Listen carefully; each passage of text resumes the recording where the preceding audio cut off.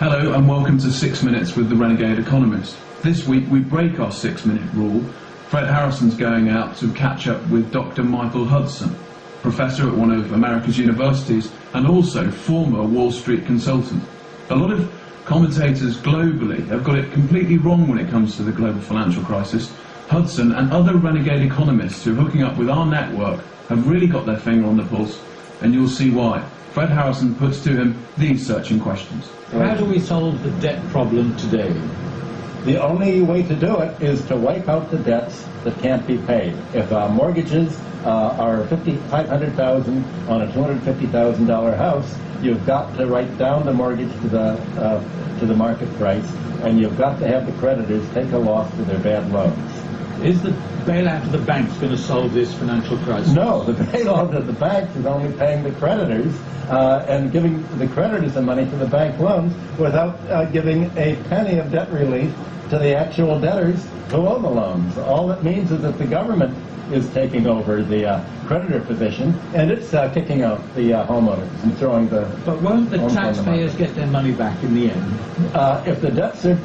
If the taxpayers could get their money back, then you can be sure that private enterprise would have come in and they would have bought the mortgages. If you have the marketplace not buying the mortgages, if you have the bank saying these are junk mortgages and this is toxic waste, how on earth can the taxpayers make money off toxic waste? Is it really a good investment for the taxpayers to come in and bail out the banks that say we've made junk mortgages and this is toxic waste and we weren't able to sell it to find a greater fool? There's no way the taxpayers can make money on that. Okay, now look, I know you've been an economist in Wall Street, you teach economics in universities all over the world actually, you're a consultant to governments around the world, and yet you think there are lessons to be learned from the ancient world, that somehow in the biblical times the debt cancellation was something that we can learn from today. In what way? Well, for 3,000 years, from Sumer to Babylonia to the Jewish lands with the Jubilee law, they all had the same policy.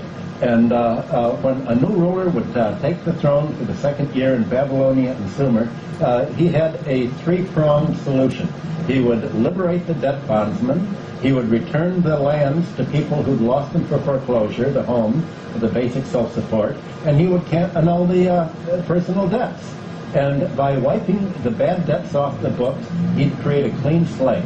And this was exactly the policy that was taken over in Jewish law in Leviticus by the Jubilee year. So you're now saying that there is a way to translate that history into modern economics to solve the global financial crisis? Yes, antiquity managed to last for 3,000 years without a financial bubble, without an economic bubble, and continually restoring order. And antiquity realized something that the modern economists don't. They realize that debts tend to grow in excess of the ability to pay.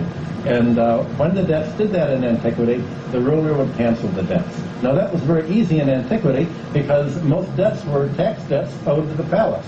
And it's easy to cancel debts when the debts are owed to you. It's harder to cancel debts once you got to Greece and Rome and the debts were owed to private creditors. That's where the problem begins. So now, 2,000 years later, we can't just cancel the debts by rule of the government. Well, you actually can, because the debts are going to be written off. Already they estimate that they've said there are $8 trillion worth of bad real estate debts. Now, if the government would have just let market conditions take their place, when Lehman Brothers went bankrupt in September, Lehman Brothers mortgages were trading on the market at 22 cents on the dollar. Now, at this point, buyers could have come in, bought the mortgages at 22 cents on the dollar, and then gone to the homeowners and the real estate owners and said, okay, we're going to renegotiate your mortgage at 22 cents or maybe 24 cents on the dollar, or even 25 cents on the dollar. That would have given them a profit. They would have marked down the debts to the ability to pay or to the market price. And one way or other, the debts are going to have to be written down to the ability to pay. Otherwise, they're not going to be paid. If people can't pay more their debt, they won't be. The question is, how won't they be? So why aren't governments doing that, writing off the debts or allowing the debts to be cancelled today? Very good question. The reason is that the largest contributor to the political campaigns is the financial sector, and the governments have a choice. They can save the economy or they can save the creditors that made the bad loans. They've said, we don't care about the economy, we're bailing out the creditors, that's our constituency, and that's what the governments are doing today. They're not saving the economy, they're saving their constituency, the creditors. They're saving London City, they're saving Wall Street, and they're saving the bourse, and the economy's left to shrink. And until the government saves the economy and rates down the debts to the ability to pay, there's not going to be a recovery from this. You're saying then that governments are acting in bad faith? They're not acting democratically. What the governments have done have been to turn from a democracy into an oligarchy. And we're seeing an oligarchy and, in fact, a kleptocracy emerge here. And the governments are not doing what the people have expected them to do. They're not representing the interest of their constituents. But President Obama says he's going to effect a change. It's not business as usual in Washington. Yeah, when Obama talks about change, he's not talking about financial change.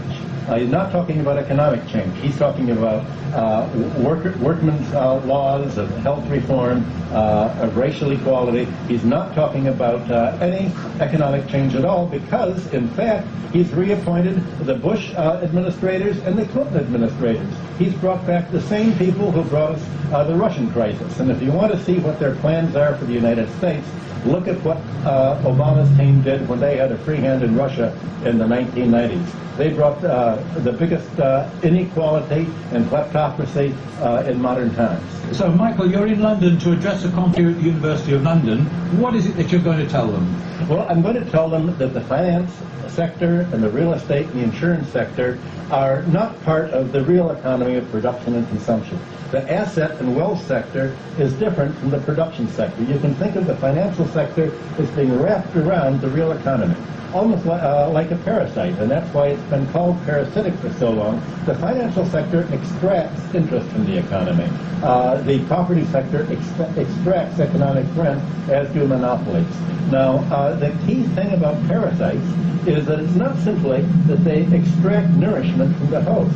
The parasite takes over the host's brain to make it think it's part of the economy, to make it think it's part of the host's own body. And in fact, that it's almost like a child of the host to be protected. And that's what the financial sector has done today. You have Obama coming out and saying, we have to save the banks in order to save the real economy. The fact is, you can't serve both the parasite and the host. Now, the amazing thing is that we have the economic training tablets from Babylonia from 2000 BC, and the mathematical models they had of the economy in 2000 BC are more sophisticated than any of the mathematical models that they use today for government planning. And the reason is that they calculated how long it takes for a debt to double. Any interest rate is a doubling time. They knew in 2000 BC that the debts doubled. They also knew that the economy grew in an S-curve. They had mathematical models for the growth of herds in an S-curve, for agricultural production. So they knew that the tendency was for debts to grow faster than the economy could grow. And that's why when every new ruler took the throne, they'd cancel the debt. But look, we've had Nobel Prize-winning economists telling hedge funds how to operate. Are you saying they are clueless on mathematics? Well, that's a very good question. You look at the fact that long-term credit management went broke using the Nobel Prize winners. The mathematical models that won the Nobel Prize have led to $450 trillion of derivatives contracts that are now junk. So what they won the Nobel Prize for is junk mathematics that have led to junk derivatives and junk mortgages. That's what's happened. So there we have it, analysis from the former Wall Street insider who clearly doesn't pull his punches. We'll be hearing more from Michael Hudson in the future. In the meantime, next week we're going to be back with the same format, so email your questions in, so I'll put them to Fred Harrison, and you can do that, contact@renegadeeconomist.com, and we look forward to hearing from you. For now, bye-bye.